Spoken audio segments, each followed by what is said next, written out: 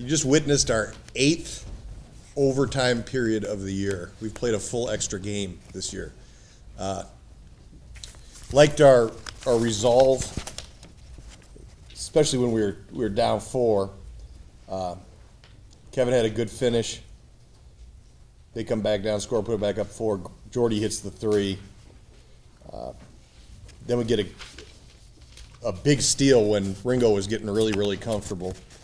And TK went down and put it in. And that's a big 3 possessions of offense there, and obviously 1 really big possession of defense. That was I'm absolutely relieved we won in so many ways. This is the kind of game that you haven't won in MAC play. Your previous 3 MAC wins have all been well decided. You've lost a couple of these kinds of games. What was the tipping point today that swung this in your favor? Well, a couple things. First of all, we shot 52% from the field as a team, and I thought offensively we executed pretty darn well for big chunks of the night. We had some untimely turnovers, or it shouldn't have been in overtime. Shouldn't have been in overtime for a couple other reasons, which we won't discuss. But it was overall, you take away some of our just really rough decisions at the end of regulation there. It was a pretty solid offensive output from us. How does the coach handle some of the decision-making or plays that you get with a freshman point guard? He makes a critical steal, knocks the ball off the kid's leg late for a stop that you absolutely have, but you're not in overtime. If he doesn't try it, probably an ill-advised. Yeah, and the biggest thing is making sure that he refocuses immediately. There'll be a day where those issues aren't popping up as often, just from experience and understanding. He stared the one down, didn't use a ball fake. The whole gym knew it was going there, and a great big guy picked it off and dunked it.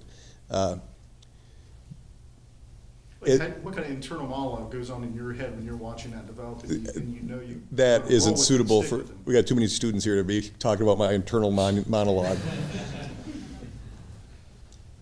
I know this: the kid is a winner, and he's going to continue to be in big situations, and he's only going to get better with it. But my inner monologue has no business in this room right now. How important is it for the psyche of the locker room to, just with the way things have been going recently in general, and especially in close games, to pull one out like that? It was huge, and the way we did it, I think a lot of people made big plays. At one point, Gavin Block was our #1 option on offense, which it hasn't been that way for a long time. In fact, it's really never been that way. We're drawing up stuff to try to get him involved, and he was very productive. And I got to say, when you make a move and you shake up a starting lineup for non-health reasons, you don't know how people are going to react. And I thought both James and Gavin reacted well tonight to it. When I sat down and explained to Gavin the direction we were going a couple days ago, I told him I sincerely hope that this ends up being good for both of them. And he says the right things, and he shakes his head, but he's going to, because he's a very nice person. What's really going on inside? What's the thought process there? And I think it helped that we had a kid playing like James. It wasn't a random move. James played really well against Fletcher up in Toledo, and just seems to have fresher legs than most everybody right now. Yeah, but is that the energy kind of what you thought he could bring? Yeah, energy. And again, you come off an 0-for-7 burger like Gavin had. Sometimes you just need to hit the reset button on that end too. But he was, I thought briefly about going with Kevin after his last game, but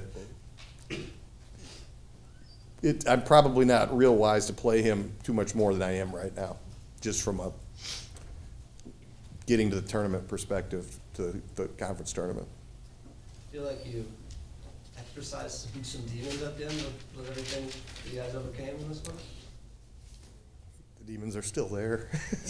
No, Listen, we won a 4 overtime, 5 overtime, 4 overtime game this year. I mean, we've won some close ones too. So it isn't. It was just recently. Yeah. It just hasn't been going away. No, and it is tough when you're competitive every night and there's not a payoff. It's tough to face your guys when you know they feel bad, you feel bad for them, and again, it's that delicate line we talked about the other day in my office about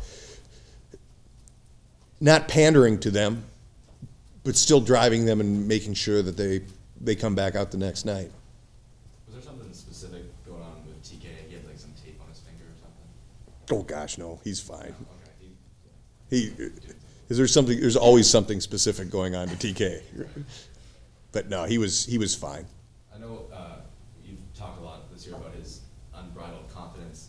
Was that kind of extra necessary there with the turnovers at the end of the second half and making sure he was still a big part of the overtime period? Yeah, and he's absolutely, he's got that gene where if he makes a mistake, he usually makes a play to atone for it fairly shortly thereafter.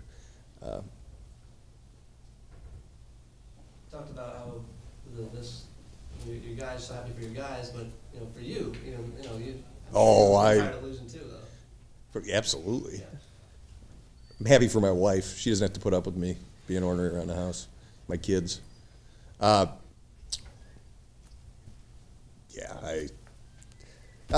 I really like the fact of, we talked about TK and his game. We had 5 people in double figures tonight. That's solid. That shows the ball's moving, and it's a tremendous positive for us. First time in a while we haven't seen Mike with at least a visible shoulder brace. So how's his shoulder holding there? Held up fine. I don't know why he's not wearing the brace. I'm going to have to circle back and follow that out. But by the time I realized he wasn't, they were doing starting lineups, and if you've ever seen him get in and out of that thing, it's a little bit like a Harry Houdini act. So I knew it wasn't going on at that point. I have to circle back and talk to our training staff and him about what the thought process is there.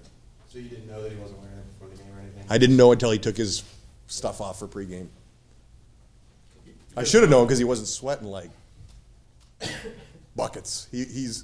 That thing is apparently the hottest thing I've ever seen because he literally just, coming in here after the game, I could tell was he in here? Probably not. Okay. Well, it wouldn't have been as wet today as it has been the last couple. How do you think TK reacted and just played overall this first game against Miami, with the rivalry and everything that surrounds that? Good. And it's funny, there's a connection there. Jeff Rutter, who's on their bench as an assistant, was one of the Drake staff that actually committed him to Drake. So he knew one of the guys sitting on their bench as an assistant, and so he had even a little more flavor to it. But TK gets under your skin. I mean, that's what he'll do, and he did a pretty good job of that for a big chunk of the night. He's got 3 more years to do it too. Yes. TK is, I've said it before, I'll say it again, TK is a very smart individual, and he always thinks he's in control even if he's not. So You won 6 straight in this series. What does that say about the current state of the rivalry? it's right where it should be. Did it feel a little bit? It felt like a throwback game. There was a lot of emotion, some good posturing both ways. It felt like a rivalry game. Yeah, and they're doing a really good job over there. They play basketball well, and they've got their pieces in place. With the freshmen that they have on their roster, this rivalry is only going to get more competitive as we move forward. I would expect a real spirited effort out of their side when we go down there. And if it's Wally Zerbiak night, it'll be packed. It was just a zoo that night. Did you guys see that? Yeah. I'd never seen Millett Hall full before, and I was like, "Ooh, okay." Kind of to go off of that question, you mentioned the youth of Miami and the youth of your team as well. How do you keep the emotions in check as these games will start to become more and more competitive? First of all, there's nothing wrong with emotion, period. I mean, you want to keep it in check all the time, no matter who you're playing, but there's nothing wrong with having a game that maybe you're a little more jazzed up for than most. Keeps you, lets you know you're live. And there's nothing wrong with that. And every school has that school that evokes emotion. Some have a couple. This one, just by sheer history of it, is pretty special and unique. And you do have to remind kids once in a while that they're still just playing a basketball game. And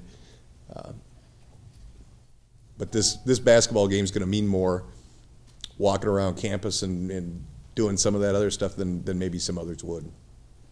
Coach, you talked countless times this season how they're like just a few pieces away from making that run to in the MAC tournament. Was one of those things just winning a close game?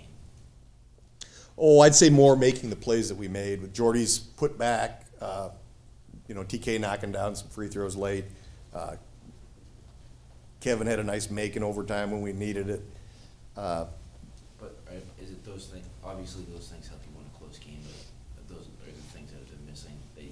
Well, we still had our flare-ups tonight, like throwing the ball directly to 12 on the outlet 3 separate times. What? I mean, that. So we still had our grease fires pop up, but we were efficient enough offensively to be able to overcome them. I mean, yeah, that was unbelievable.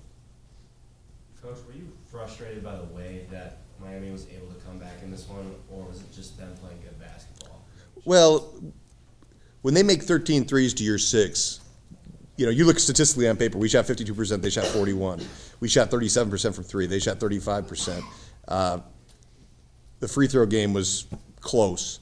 They got us a little bit on overall we out-rebounded them. Turnover numbers were identical. The one area that they were able to stretch and keep in with us, well, 2 areas were, A, our catastrophic turnovers, our pick sixes, and B, their ability to knock in 13 threes. And 13 threes usually will put you in the W column. So I really wish we could have finished it off a little bit better, obviously, but at this point, beggars can't be choosers, and I'll take what we got. Call them grease traps, and you had like a Grease fire. Grease fire, sorry. Don't put water on them either; it just spreads out the flames. The more you know. But you had a 10-point lead with about 4 minutes left, so can you talk about those grease fires? Yeah, we had 2 pick sixes. Obviously at that point, the biggest thing that you can do in a game where you shoot 52% is get shots up every time. And empty possessions that led to threes. There was one 50-50 ball where it's bouncing around. It gets to them. They hit a 3 from the corner. We gotta get that. Again, it isn't a specific action we're struggling with dealing with. At times it feels like every time something can go wrong for this group. We had a turnover against the press, which, it just can't happen. But you've also got a roster with 2 freshman point guards on it, and a whole bunch of guys that. Let's put it this way: we better be getting used to operating under some duress late in games, because again, we've played 8 overtimes at this point this year. That's a full nother game. What do you take away? What do you hope your team takes away from this game? Well, hopefully we take away some momentum and we can build on a positive. There's been so many times this year where I haven't been overly disappointed with the group, but we couldn't enjoy it as a group. And this one we can a little bit. Also, scoring in different ways. I hope we take that away. Forcing their point guard into 7 turnovers. That was a big deal, including the late one that ultimately gave us the cushion we needed. Is that TK? Yep. Hand swipe. Yep. Yeah, that's a big play. That's a really big play. And a good guard. Their backcourt is good. They are good. They got the junior and the freshman, and they will be a handful again next year. Coach, does winning on a Saturday add more momentum to the next week? Obviously it does, but it's been a while since. I didn't really think about it. I don't know. You got to understand, I got no idea what day it is most times. I mean, you get into you can't understand what it's like to be in this league the way it's set up. Like, So what? do you like operate off the idea it's like game day and then off day, and traveling? I literally, Or you just wait? I rely on my wife to tell me where to be and when to be. That's what I do. I don't. Yeah, you get so disoriented time-wise when Sunday's not your classic day off. That's what really throws you off. When it's not always, or Sunday is your day off. When Sunday's not your day off, then it messes with you because you never really have a day off from January till March, which is it's fine with me. I like it. There was a little bit of a skirmish with 15 minutes left in the game. Do you know what happened there, and did TK have kind of any influence in that, in your opinion? I didn't see it. I didn't. And to answer your question, probably. Anything else? Alrighty.